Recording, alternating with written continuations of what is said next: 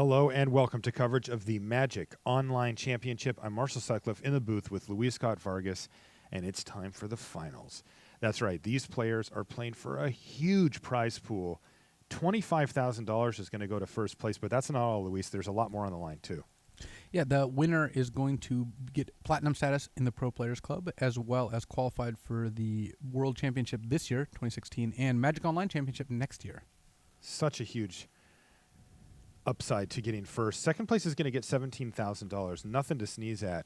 But, man, such a big difference here for these players. And, you know, I got to say, you know, you play on Magic Online. This is the pinnacle. This is the peak of what you can do as a Magic Online player. You know, you played an 8-4 draft. This is a little higher here. And they've chosen Standard for their first match. We're going to be watching up to 3 matches. That's right, not just games, but full matches to decide our winner here of 3 different constructed formats, Modern, Legacy, and Standard. They've chosen Standard here. On the bottom side of the screen, you can see the 4-color right deck here on the bottom for Niels Noorlander. On the top, it's going to be red-green ramp. We call it goggles ramp because it uses Pyromancer's goggles as well. So how are things shaping up as far as this game goes? Here we're seeing Dranyar Temple really show its stuff, as Alexander kept a hand that doesn't have any ramp spells, except it gets to use Tormenting Voice to discard Dranyar Temple. Boom, and then next spell. turn, pay 3 mana, return it to play, and start trying to ramp out a World Breaker. Meanwhile, we saw Niels mulligan a 1-land hand into a pretty solid hand that can go 2-drop into Catacomb Sifter, into Collected Company. Finds that turn 2 Loam Dryad here. Yeah, that would have been sad about that. Really good on turn 1. Had he not mulliganed, he would have had it. He would have been able to go turn 1 Loam Dryad, turn 2 Elvish Visionary, turn 3 Company, but this is still a pretty solid start. Now, you were saying earlier, Luis, that you felt like this was a tough matchup for Niels. It is. Partially it hinges on how many of the sweepers Alexander draws, but the fact that Alexander goes over the top even of your good combo is unfortunate, because like World Breaker can take out Cryptolith Rites, and Atarka can wipe your side of the board. Setting up Fall of the Titans to kill two creatures, or with Goggles 4 creatures, it can be really tough. There's also Chandra. Chandra is another sweeper. So between the 2 Chandras and the Kozilek's Return and then the Atarkas, Alexander's got a lot of ways to deal with Niels' threats. Yeah, multiple threats. All right, Tireless Tracker, pretty tame start here. He opts not to get the Drownyard Temple back or to keep playing more Tormenting Voices here. Instead, just going to get a Tireless Tracker down. He's got a land drop guaranteed next turn with the Drownyard Temple in hand. So now Niels has decided whether he wants to play Eldrazi Displacer or Catacomb Sifter. Sifter tends to be the safer play, especially as you're playing against a removal-heavy deck. And either way, Tireless Tracker is unlikely to get a good attack in next turn. So what is Ivanov looking to do next turn? He wants to bring back Dranyar Temple, but if he does, he's not able to cast Tormenting Voice. Though he does have a Kozilek's Return now, which is interesting. That is interesting. He's going to want to get his Tireless Tracker out of Kozilek's Return range. He also can just discard it to Tormenting Voice. Having a Kozilek's Return in the graveyard is often better anyway, especially when he already has a World Breaker in hand. So decisions here for Ivanov. He's going to actually play a Tormenting Voice, discarding a Tormenting Voice. He finds a Chandra and a Cinderglade. He could also play Fall of the Titans for 1 here if he wanted to kill the Eldrazi side and the Elvish Visionary, but I assume he can do a little better than that with the card later. So this will give Niels an opening to cast a Collected Company, but Alexander has both Kozilek's Return and now a Chandra that he can ramp into. Looks like he's going through his options as far as if he'd like to attack with Tireless Tracker and offer a trade for 2 of the creatures on the other side. Yeah, that doesn't sound like where you want your Tireless Tracker to head.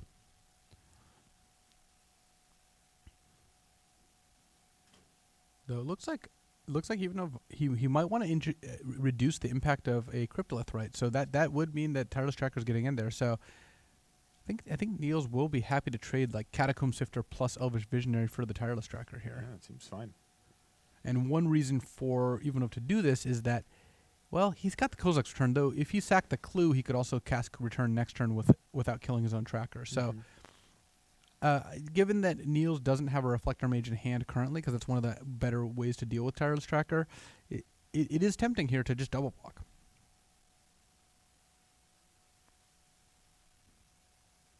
see what Niels ends up doing, especially since he doesn't have a Cryptolith right currently. Now, does the Fall of the Titans change thing here as well?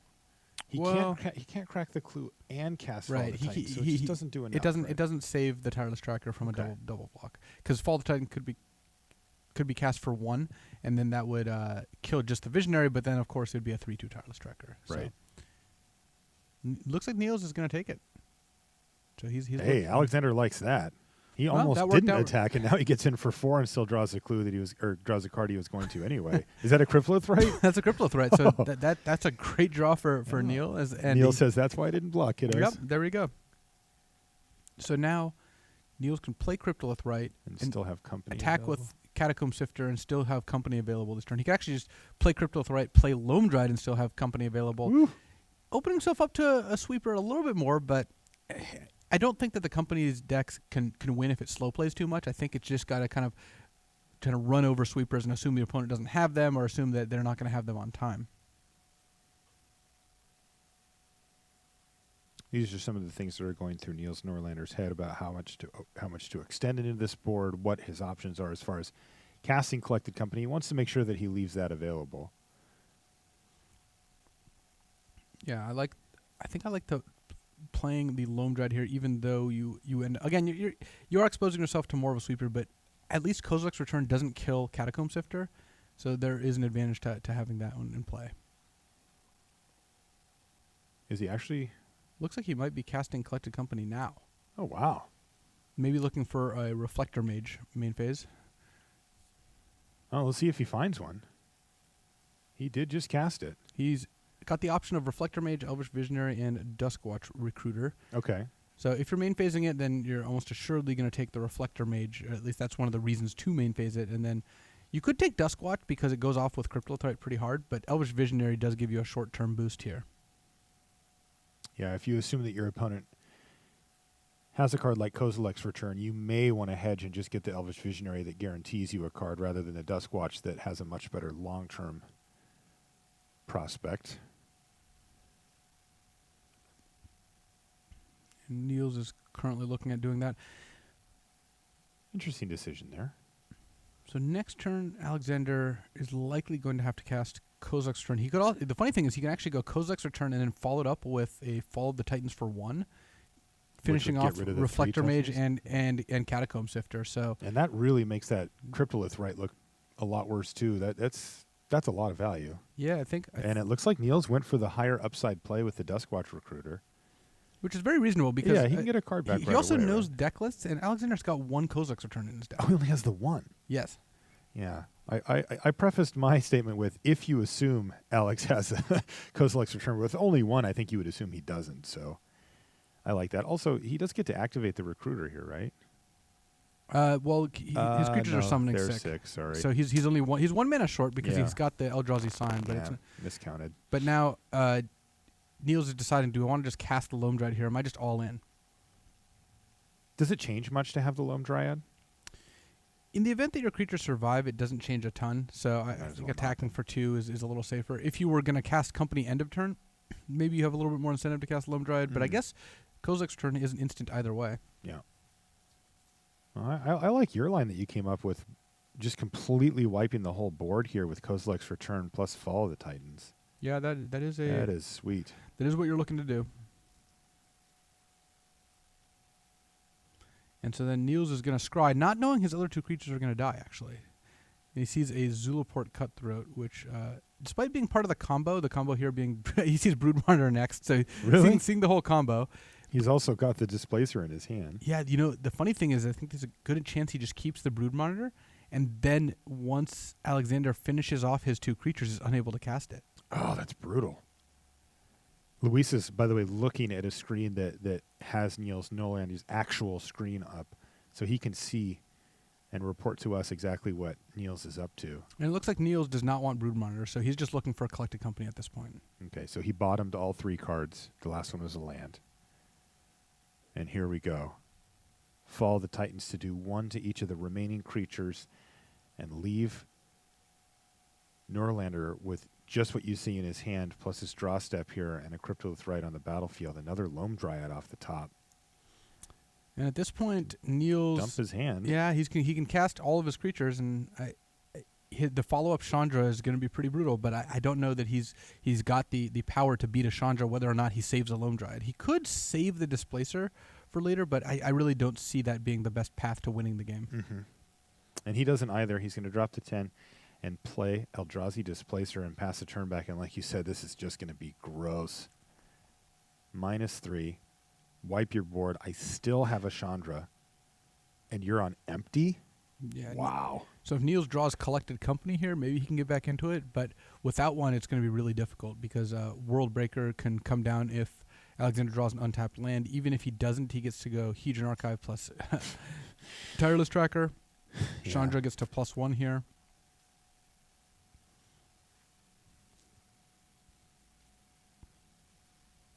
That would put Noorlander down to 4.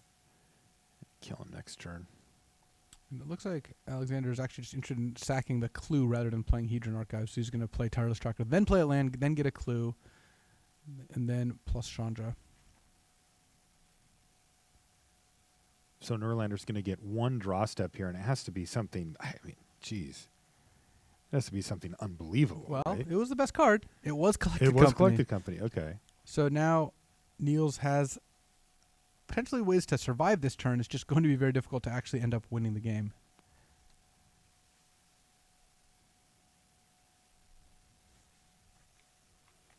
So next turn, Chandra gets to plus, and then Collected Company going down to 3, notably because of the Painland. So now Niels has to hit, first of all, 2 creatures. Second of all, Reflector Mage among them or a Catacomb Sifter in order to block twice. And it's not like he wins the game if he does that. He just doesn't lose the game. He just doesn't lose this turn. Yeah, looking really bad for him.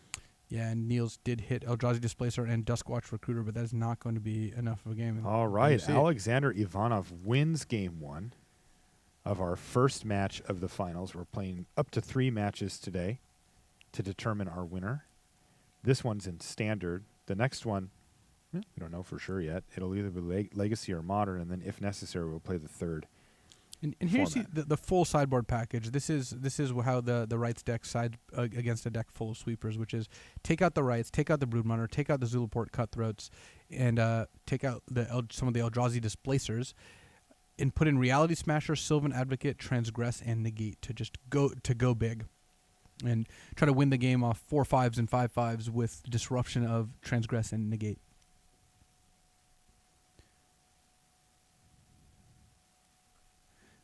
Meanwhile, Alexander, he gets to board in more copies of Kozilek's Return, and if he wants, he might not even want all 3 because it doesn't kill the 2/3s. And again, his deck is pretty well set up for the matchup to begin with, so I don't expect a ton of big changes. He also is aware of this sideboard plan. It's not only do they have deck lists, this is also kind of the standard plan of boarding in Reality Smasher and Sylvan Advocate. So, given that, Kozilek's Return is a little less exciting.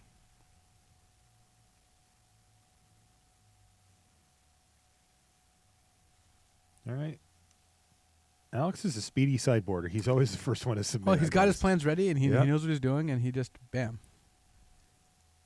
Niels is he's going to take a little more time. He knows how important this next game is. If he loses this next game, he's going to have to win back-to-back matches in Modern and Legacy, not necessarily in that order. It's a tall order. It's really tough to win 2 matches in a row. Alexander pressure managed to here, do too. so last round. He did. Okay, and we are ready Very solid hand for game number 2. for Niels here. He wishes he had 2 untapped lands so he could go Loam Dryad into Duskwatch Recruiter, but still having company and a high end as well as 1, 2, and a 3 drop, man, that is about as good as you can hope for. Is he forced to play Evolving Wilds here just to get an untapped land, or does he get to play a Loam Dryad? He can actually go either direction. Okay. The biggest payoff is playing a Loam Dryad, then drawing an untapped land so you can play turn 2 Recruiter. But if you're going to draw an untapped land, then playing Evolving Wilds on turn 1 works out fairly well too, because you can just go Duskwatch Recruiter into Catacomb Sifter. So let's see how much of a gamble Niels has.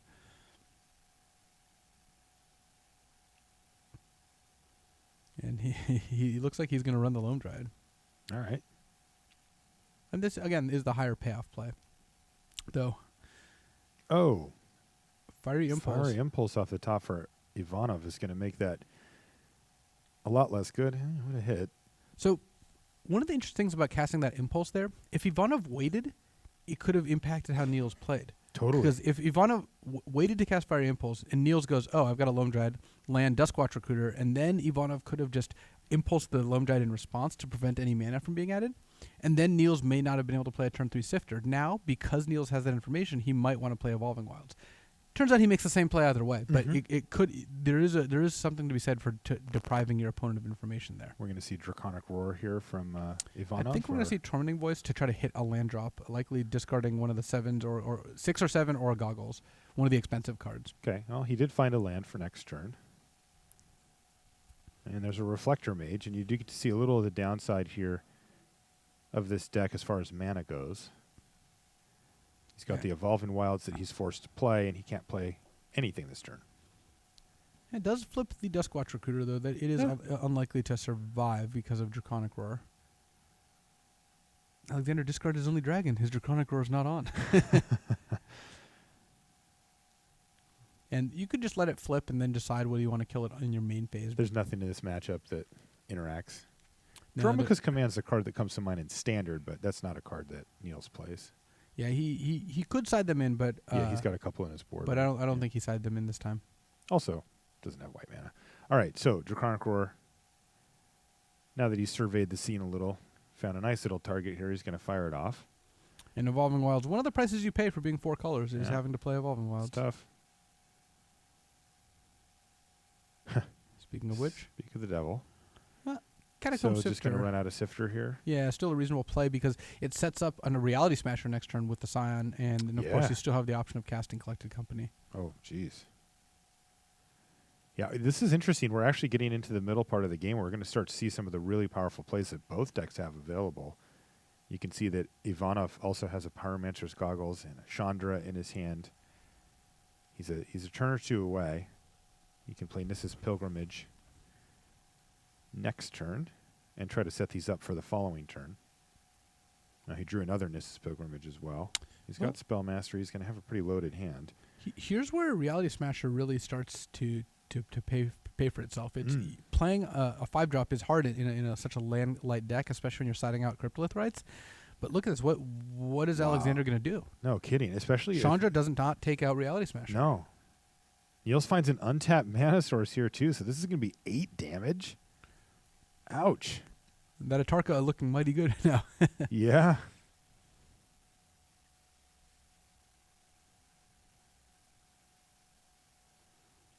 Reality Smasher coming in, 5/5 Trample Haste, and then if Alexander wants to target it, he has to discard a card as if he's trying to target it with a spell.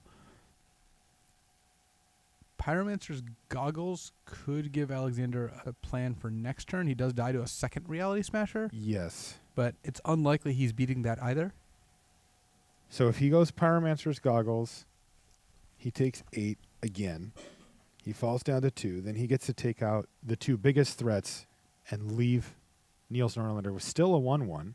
Well, Alexander gets to cast, if he draws nothing, he could cast Nissa's Pilgrimage and then cast a Fall of the Titans for 4. Oh, only for 4. And then and then split it up so that 2 copies are targeting Reality Smasher and he has to discard some cards. Or he could This is getting tough. Or he could, if he has 8 mana, Chandra -4, then Fall of the Titans for 1. Okay. Yeah, but either way, even if he does, that'll just get him to stable, and he's going to be facing Collected Company and Reflector Mage. Yeah, either way, the end of turn Collected Company is going to put a lot of pressure on Alexander here. For sure.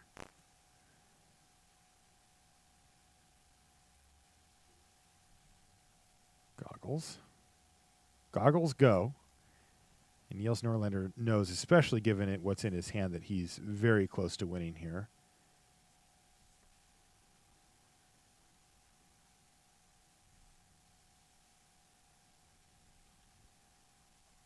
So Niels also has that Westvale Abbey, which at some point could become a threat. But what Alexander needs to draw is a cheap spell here. And even then, I do think that the Collected Company end of turn is going to be difficult. But if Alexander draws an instant, he doesn't have to do any of this until on his main phase. He can just wait. If he draws like a Fiery Impulse, he can just wait, pass the turn, company happens, and then you cast the falls.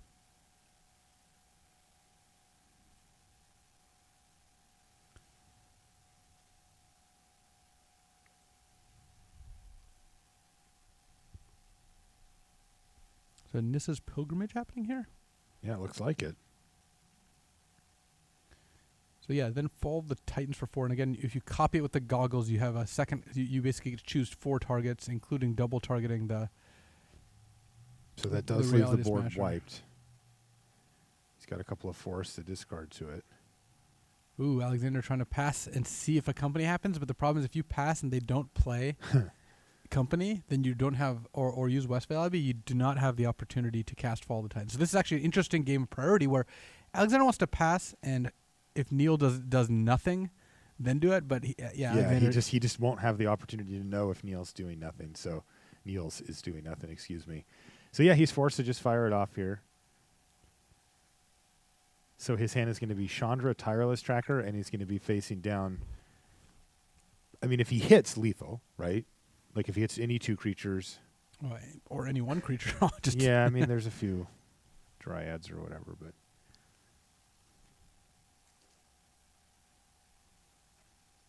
Hey, discard this, retarget it again, discard my other forest.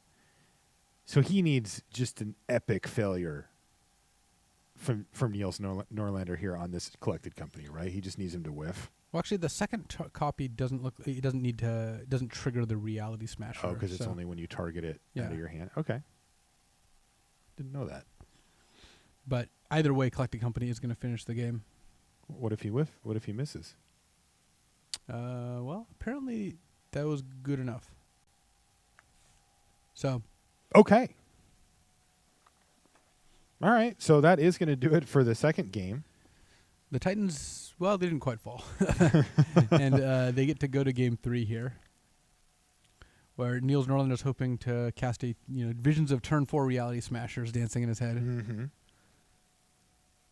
And we see Ivanov kind of taking a look here.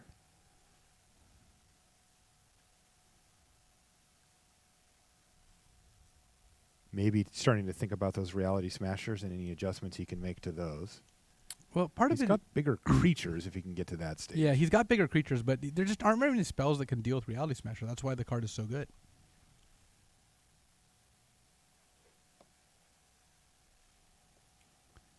And then Niels maybe thinking about one of those Dramoka's commands to stop Fall of the Titans.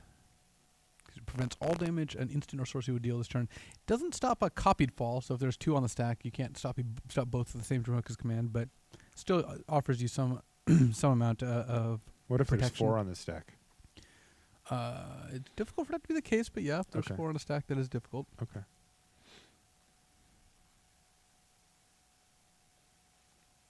Ivanov once again easily winning the sideboard submit race. Oh yeah, if that was one of the formats, Alexander would be in the lead by a lot. Yeah.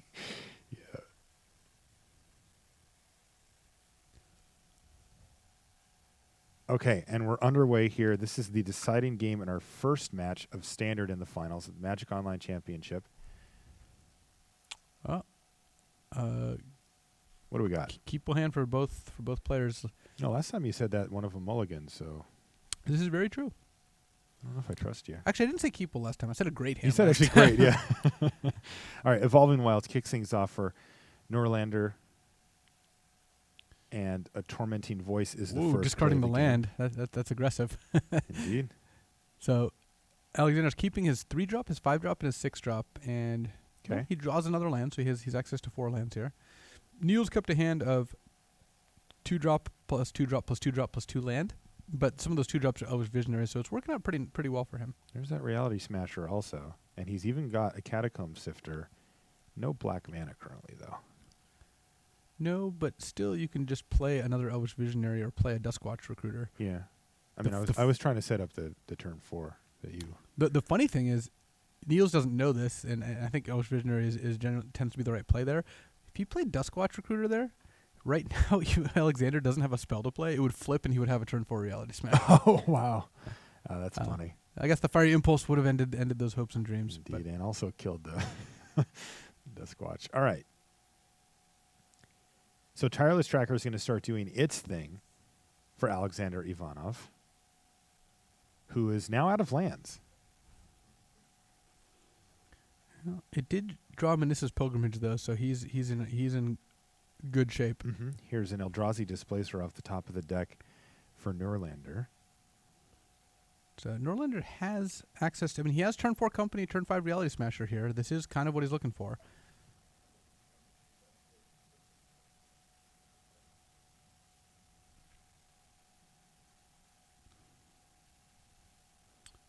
And he's also not presented Alexander with a good Fiery Impulse target. And Wow, Alexander another missed Chandra. on the land. Had he drawn a land here and gone Goggles plus double Fiery Impulse, that could have been a pretty big impact.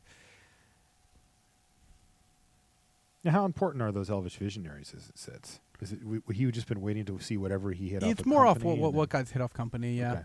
Okay. Notice, though, even though Niels is able to cast Company and Reality Smasher, he's only got blue and green mana. He doesn't have black mana, he doesn't have white mana. He's playing a 4-color deck. He's not in a spot where he can cast all his cards.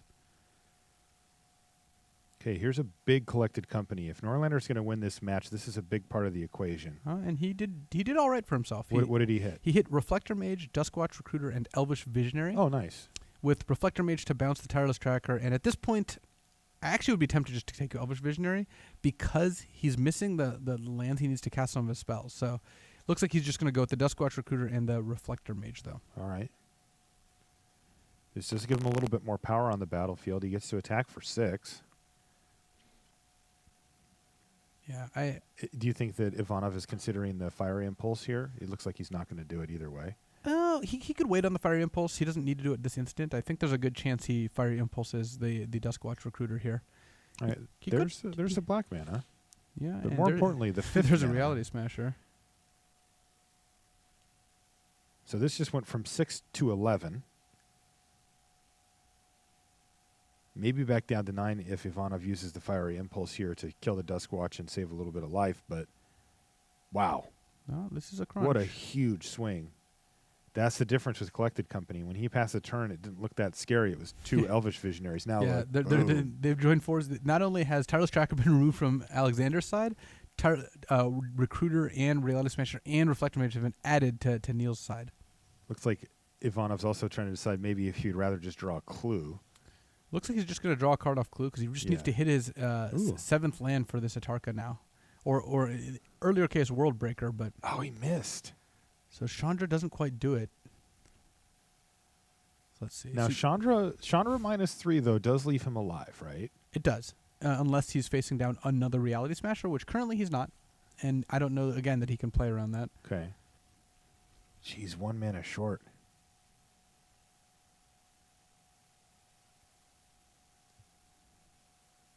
Okay, so he's going to wipe away 4 of the creatures from Niels Noorlander, but leave him with the Reality Smasher. And these are outs, potentially. Another Reality Smasher will discard do to it. hand size. Okay, it wasn't, though. It was a Caves of No, Coilos. and this could put him to 1 because he now has Dromoka's command active. Oh, wow. But still, Reality Smasher. And Niels on 6 mana, he could play Eldrazi Displacer or he could play Catacomb Sifter. And that would mean that if Alexander Ivanov finds a land for Dragonlord Atarka, he could be stable? Well, it depends. One of the advantages of playing Catacomb Sifter is that you get to keep up Dromoka's command. So you could attack for 5, put your opponent down to 2, and then play a Catacomb Sifter, and then have Dromoka's command up even if something like Atarka happens. There's also some merit to just killing the Chandra because you're going to have lethal on the board either way. I see. But it's tough. Niels knows that Alexander doesn't have a land in hand. He's got 7 spells, and Niels has to figure out like how valuable is a Chandra with 1 counter on it. The +1 is basically irrelevant at this point. Yep. The 0 ability could draw Alexander 8 new cards, 9 new cards even after the draw So step. he's like basically guaranteed to hit a land there and then something big, right? Presumably. But it is... Wow, this is so It is close. difficult because 5 damage means that if you play a Catacomb Sifter, you've got a lethal 2/3, a lethal 5/5, more than lethal, and a 1/1 that with Dromoka's command is also lethal. You know, I think Alexander's constraint is going to be mana, not cards to play, and I think I'm inclined just to hit Alexander down to 2 and then play Catacomb Sifter. Leaving Dromoka's command up seems really good because it seems like some of the ways you lose this game are like 1-drop into Fall of the Titans or an Atarka which can only deal 5, and you give the Smasher a +1/+1, or maybe Chandra -1, play Chandra -4, and then you still win through that. The fact that you win through a lot of the common lines with Jamoka's command makes me really, really interested in hitting Alexander down to 2 and just playing Catacomb Sifter. Okay, well, he's decided to play the Catacomb Sifter. That part was pretty clear. Yeah, and I don't believe he's going to play Eldrazi Displacer here. Tapping out for another creature when you're a sweeper away, a sweeper is the biggest out is not as appealing. Though playing a Duskwatch Recruiter still lets you leave the Dramoka's command up, and given the sacrifice of the Scion, I think that's what he's leaning towards doing. Puts a negate on the bottom.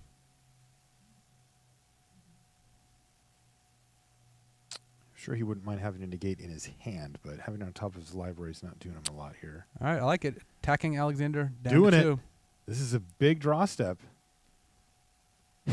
It's a game trail. That is a small game. Being able having a tapped land is not what you want. So is this going to force the issue on Chandra?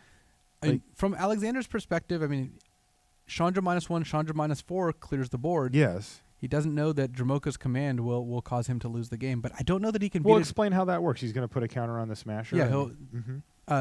Just putting a counter on the Smasher will make it survive the 5 damage. So it looks like that's what he's going for. Doing that deals X damage. Everything takes 1, and Noorlander is going to breathe a sigh of relief because he is going to win the first match here in the finals.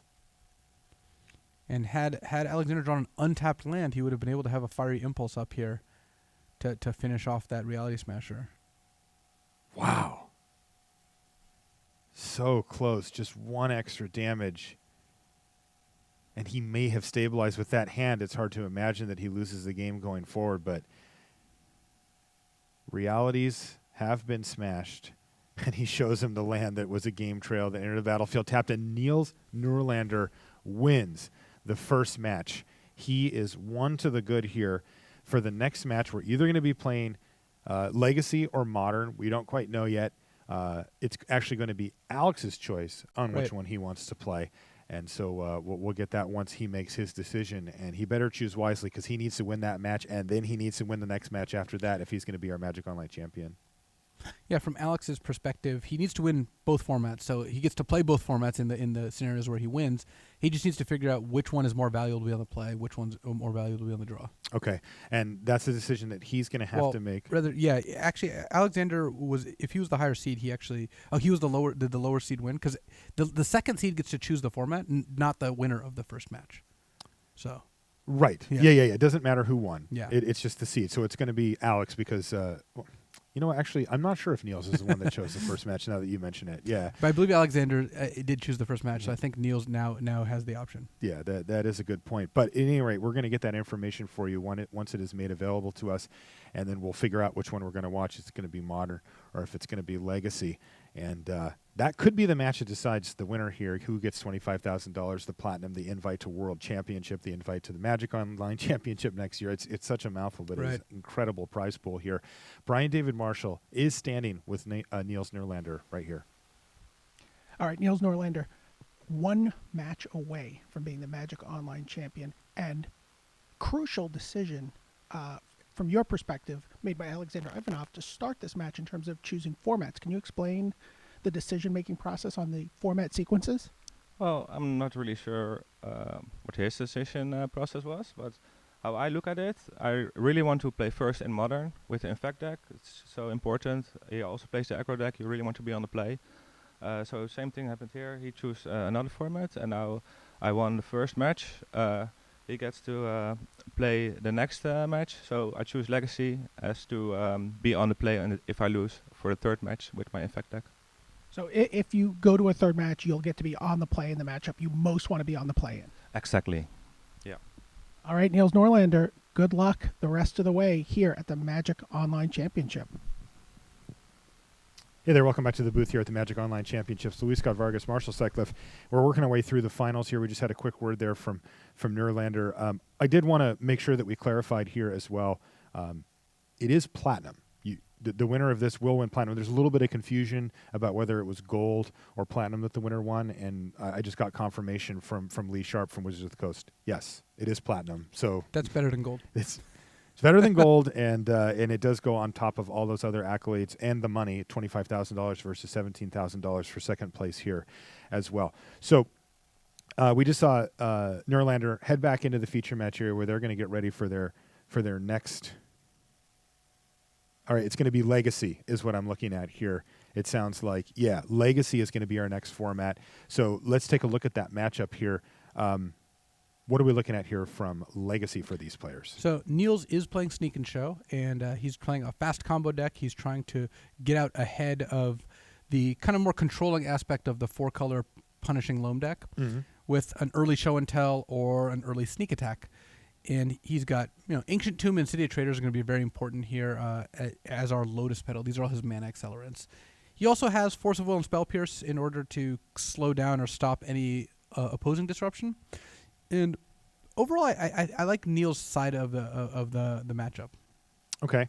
Should we take a look at the other deck? There we go. Alexander Ivanov with this Punishing Knight deck. What's it all about? What should people be looking out for as we watch the match? So it's a deck that's trying to win via attrition. It's got Dark Confidant to draw extra cards. It's got Punishing Fire to kill small creatures, none of which are present in Niels' deck, by the way. It's got Liliana of the Veil, which can punish an early Show and Tell. If Niels goes Show and Tell, Emrakul go. Liliana of the Veil does stop that. And there are some other cards that Alexander has access to that are very, very relevant, like Green Sun Zenith for Gadoktig. It stops Sneak Attack from being played. Caracas, the land that he can search up, is a huge problem because it can bounce either Emrakul or Gristlebrand, both of whom are legendary, and it forces Niels to have a Sneak Attack in order to get through, because the Emrakul Sneak Attack Caracas interaction is kind of a funny one. You Sneak Attack in Emrakul. Because as Annihilator, you need to bounce it before it attacks, so Caracas bounces it. Yes. And Sneak Attack, you just pay another red and put it back into play and immediately attack with it. So Sneak Attack is the answer to Caracas, but it's still a very annoying card for the Show and Tell deck. How does his deck find a Caracas? It's got Knight of the Reliquary, so 4 of those can sack any plains or forest to search for Caracas. And to help him combat here. Are these Punishing Fires just bad? Oh yeah, they're They have no the first card that's going to go out. We've seen Alexander sideboard quickly. I imagine the Punishing Fires will be out even faster than that. Okay, and again, just to recap where we're at here, we're heading into the second match at the Magic Online Championship. It's going to be Legacy. We've already got Standard in the books. That one went to Niels Noorlander, who now, if he wins this match, he's our Magic Online champion. Full stop. We're done for the day, and that's going to do it. If he loses this match, then we're going to get another match. It's going to be Modern, and we'll cover those decks if and when that point comes. But for right now, this is big moments for Noorlander. We've seen players use this tournament as a jumping-off point for professional Magic careers in the past. Players like Reed Duke is the big name that comes up, and this is a huge deal to both of these players. And you know what? They're ready. Let's head down to the second match of the finals here from the Magic Online Championship.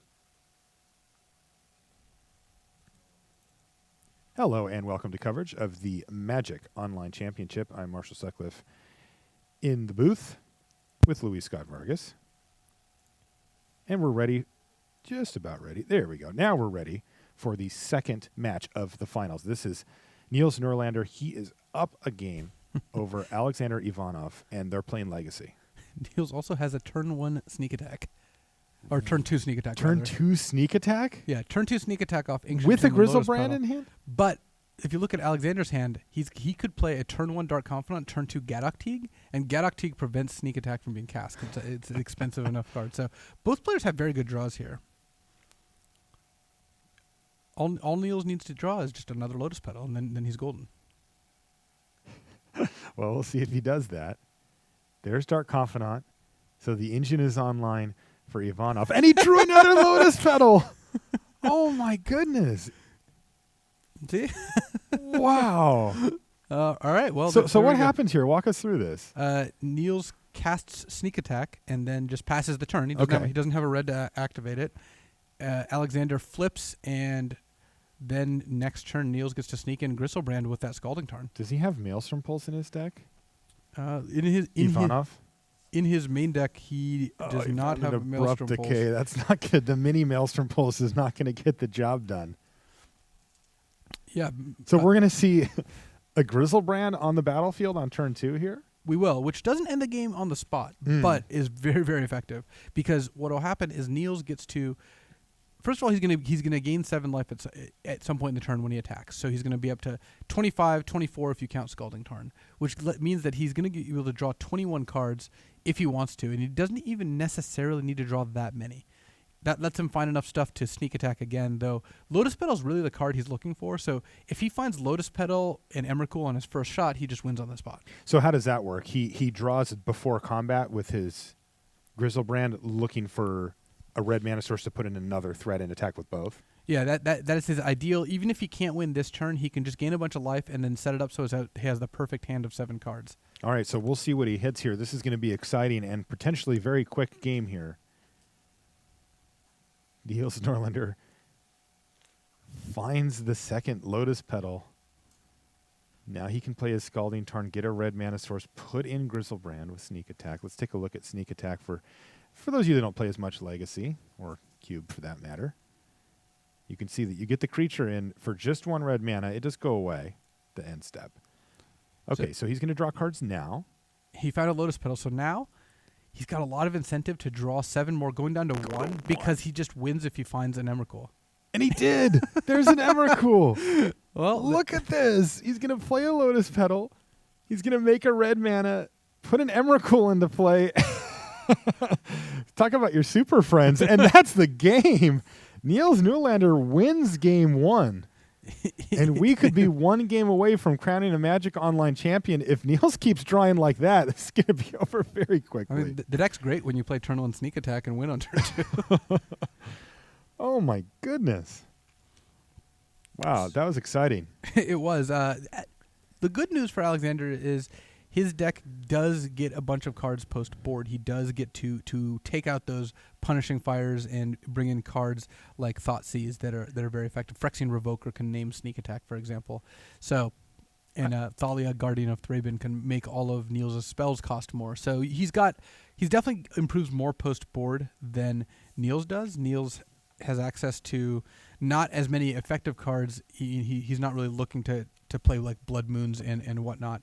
Niels does have a Pyroclasm and some Sudden Shocks, which can kill cards like Thalia or Gadok Teague. But still, Niels is just trying to rely on speed more than anything else. I'm a little disappointed, Luis, that playing turn 1 Sneak Attack wasn't in LSV's keys for Legacy, but well, I guess you can't get them all. That is definitely a good strategy to win with. But I mean, I wouldn't say looks pretty good. I wouldn't say it's a key to the format. I think Niels might disagree with you.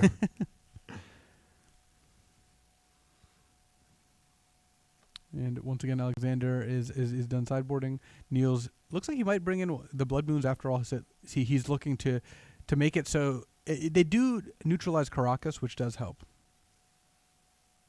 Noorlander's just a straight up 2-color deck.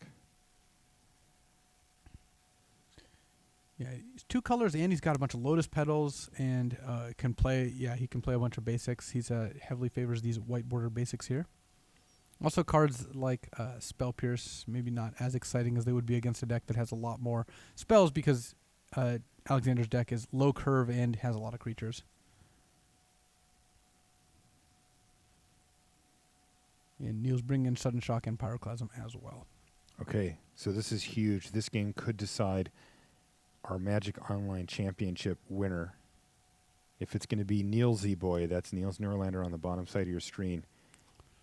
Does he have the hand to do it here, Luis? Well, Niels' hand is good. It's got a Force of Will. It's got some blue filtering, and it can potentially play like a turn 2 Blood Moon if he draws a basic island. Don't really want to play Blood Moon when you don't have any. It looks like Alexander kept his opening hand, which is turn 1 Thoughtseize, and then if he doesn't draw a land, he doesn't get to do anything on turn 2. Because Mox Diamond is a mana source, but it requires a land for you to discard to it. So Alexander basically just kept 1 land Thoughtseize on the play with a bunch of 2-drops. Okay.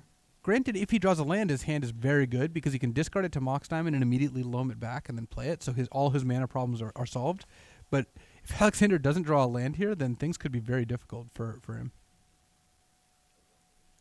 Now, is there any incentive here for Noorlander to use Force of Will on this Thoughtseize? Is there something that's worth protecting in his hand that much?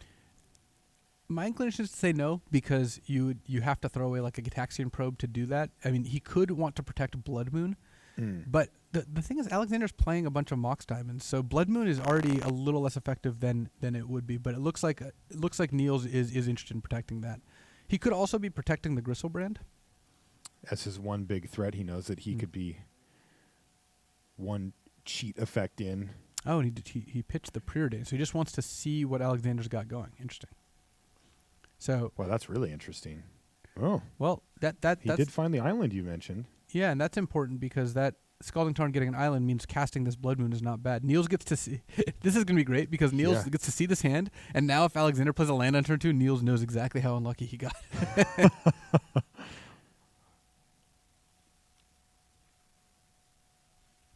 So now wait a minute. We were already talking about Alexander needing to draw a land here. If he doesn't, and Noorlander gets to play that Blood Moon, I mean, is he just shutting the door at that point? Well, no, that's the thing, is that Mox Diamond is so good against Blood Moon, and a second copy of Blood Moon here is not a great draw for Niels. Alexander Wow, missed. He did miss though. See, because that Mox Diamond means that even no matter what land Alexander draws, he's going to be able to discard it to Mox Diamond and still cast Dark Confidant. He might not be able to cast Gadok Teague. Knight of the Reliquary gets worse. It's not like Blood Moon does nothing, Right. but Alexander can still cast some of his spells. Yet as it sits, he can cast none of them. Niels was close to a turn 1 Blood Moon. He can now play the Blood Moon without using his Lotus Petal, but in order to do that, he'd have to crack Scalding Tarn for an island. Or a volcanic island. For a volcanic And then island, not be which then shut off of blue. becomes a mountain. So yeah. if Niels wants to cast this Blood Moon, he's going to have to use his Lotus Petal or be stuck without an island, neither of which sound super appealing. My guess is that he'd rather use the Lotus Petal than be stuck with an island in play, or a volcanic island in play. Doesn't have much going on else. His Gitaxian probe got used up. He ended up pitching the Preordain, so he doesn't have really a whole lot of action here. And that's one of the reasons that I favor just letting the Thoughtseize resolve. I mean, he did draw a second Blood Moon, but I don't value Blood Moon quite as highly here, though it is going to make Alexander's life a little more difficult. Okay, there it is, Blood Moon. As it turns out, Blood Moon isn't impacting anything because Alexander hasn't drawn a second land. He can't cast any spells. Right. Now all non-basic lands are mountains. So, for example, this, you can see grayed out Swamp Forest is just a mountain now. And that's true also of this volcanic island, but as we know, Noorlander actually doesn't mind having some red mana around. The Ancient Tomb no longer produces 2 mana. It is also just a mountain. All right, well, there's a land. So now, despite doing nothing on turns 2 and 3, Alexander's very much in this game. He can still just cast Dark Confidant or Thalia here, and Niels' hand is just double Gristlebrand. Niels' hand doesn't do anything.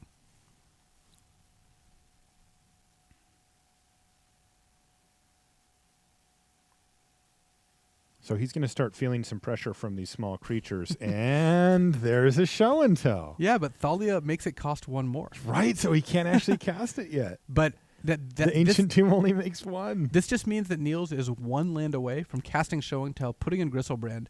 It does let Alexander put in one of his cards too, whether it's Knight of the Reliquary or Gadok Teague, but Knight can't get Caracas because of that Blood Moon. Right. So Niels just wants to draw a land.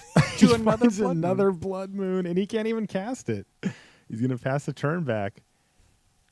There's another couple of lands. Some more mountains. He found, in game 1, Niels Noorlander found exactly what he needed on top of his library to go off on turn 1. All he needs to do is find a land here. Though drawing a Pyroclasm or a Sudden Shock would also be fantastic. Also any like Preordained Ponder, Brainstorm would be good.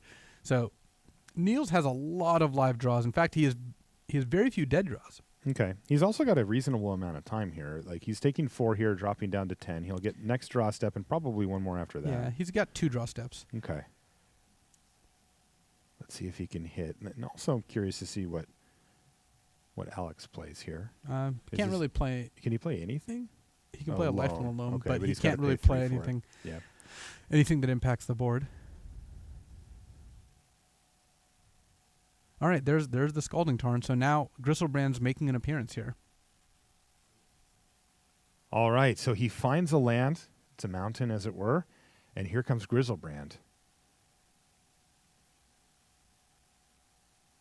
going to see a Knight of the Reliquary or a Gaddock Teague for Alexander Ivanov, but I got to say I like the Griselbrand side of this equation. Yeah, we might just see the good old like Griselbrand just brawling. Yeah. Because at this point, Pretty reasonable blocker, as it turns out. and at this point, spells cost one more. So because of Thalia, so Griselbranding for a bunch of spells isn't as good. Just attack for 7, attack for 7. It's possible Niels could just attack, pay 7 life, find a Pyroclasm, and then just wipe Alexander's board, or find a sudden shock to take out Thalia. But either way, Griselbrand in play is very effective here.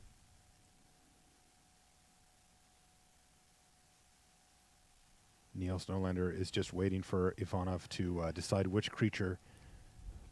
You know, the thing is, because the Lifeline Loam brought back the Windswept Teeth, Knight of the Reliquary is not very different from Gaddock Teague. They're both just 2/2s. Mm-hmm. And Gaddock Teague has an ability, but not one that's coming up this instant.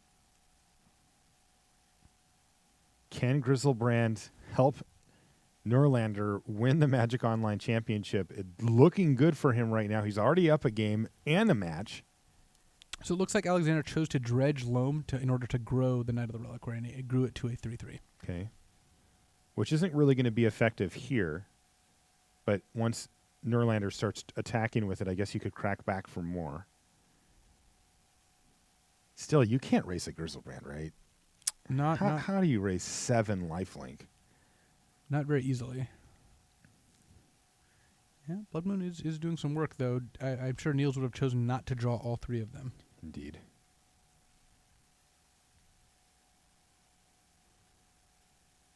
All right, so it looks like Loam is getting cast here.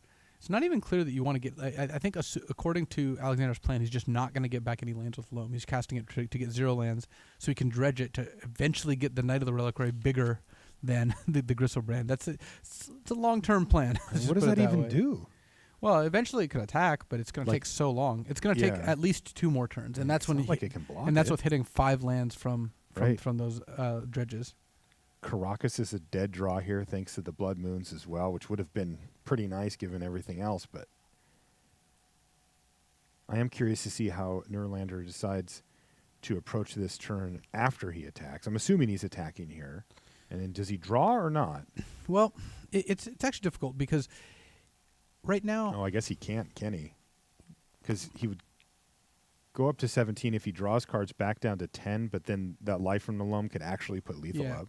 The only advantage to drawing is if he finds Pyroclasm or finds another removal spell. It might be worth just casting Ponder and then just paying the price here. Paying 2 mana to cast Ponder. Yeah. And then if you see what you hit, since Niels can just start attacking with Griselbrand, it is a 3-turn clock, maybe 2 turns depending on how Dark Confidant goes. But if Niels just sits here, then that Knight will eventually get bigger.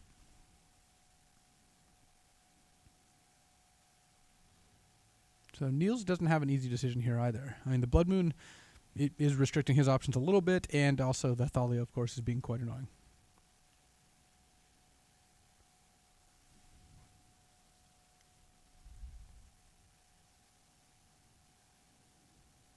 Yeah. I think I liked your play. I think because I think that attacking with Griselbrand seems correct. That drops Alexander down to 13. Whoa, he's drawing 7 in the main here.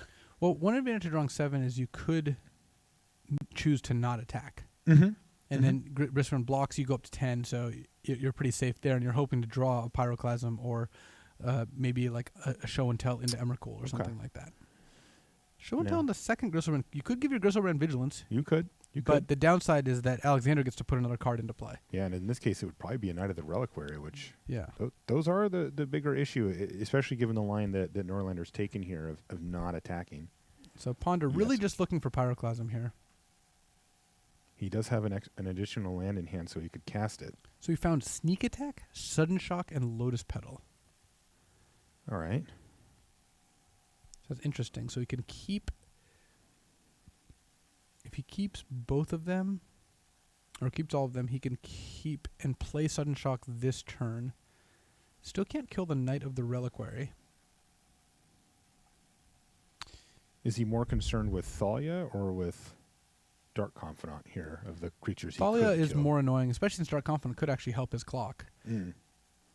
Because there just aren't that many cards that Alexander could play. It's funny, if that Mox Diamond weren't around, then Alexander would have no chance here.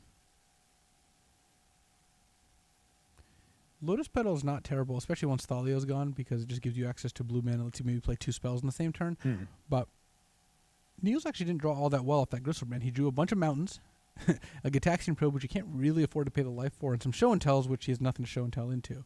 Force of Will also not that exciting.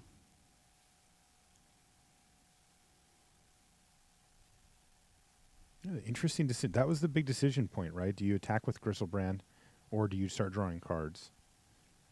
He decided to spin the wheel. It's pretty safe, right? It's very unlikely that he dies as a result of that play. He has a great blocker with Gristlebrand, but he is down to 3. Alexander wouldn't mind drawing some Punishing Fires now. You could actually cast them under the blood. Yeah, that is funny. Assumption is that they're out of his deck.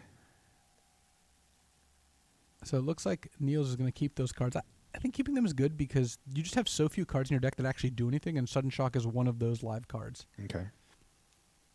And you could attack, and you go up to 10, and then you'd be facing... You wouldn't die next turn, because if you Sudden Shock the Thalia, you take 3 plus from the Dried Arbor plus Dark Confidant, 3 plus from the Knight, plus whatever gets dredged off loam, so a max of 9. Right. Okay, so Gristlebrand in. Yeah, I like making progress here. I do too.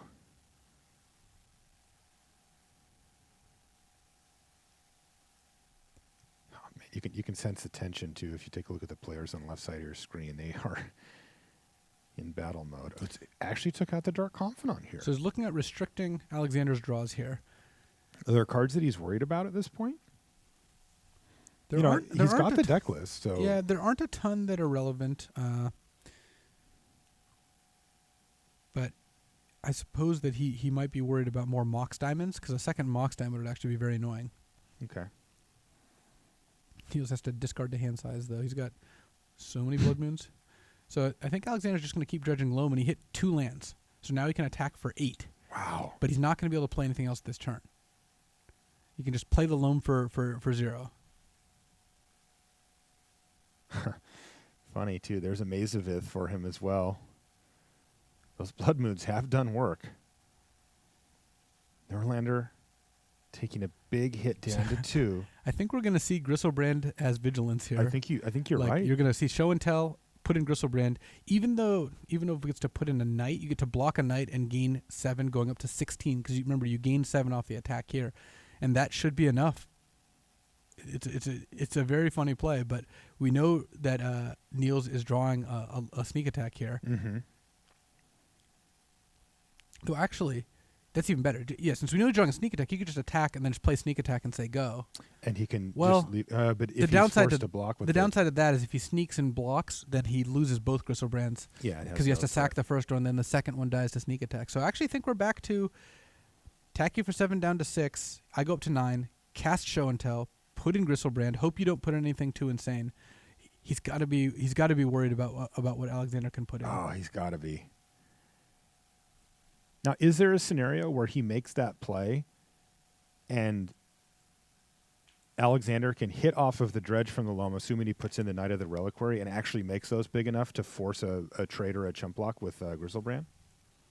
Well, one thing is that this is artifact, creature, enchantment, or land. It's not Planeswalker, so you can't put Liliana the Veil into play. That would be something he would be worried about. If the Knights hit 2, if he hits 2 lands on loam, they trade with Gristlebrand. If he hits 3 lands, then you actually lose the Gristlebrand. So there is a risk here. This isn't a simple game for Niels.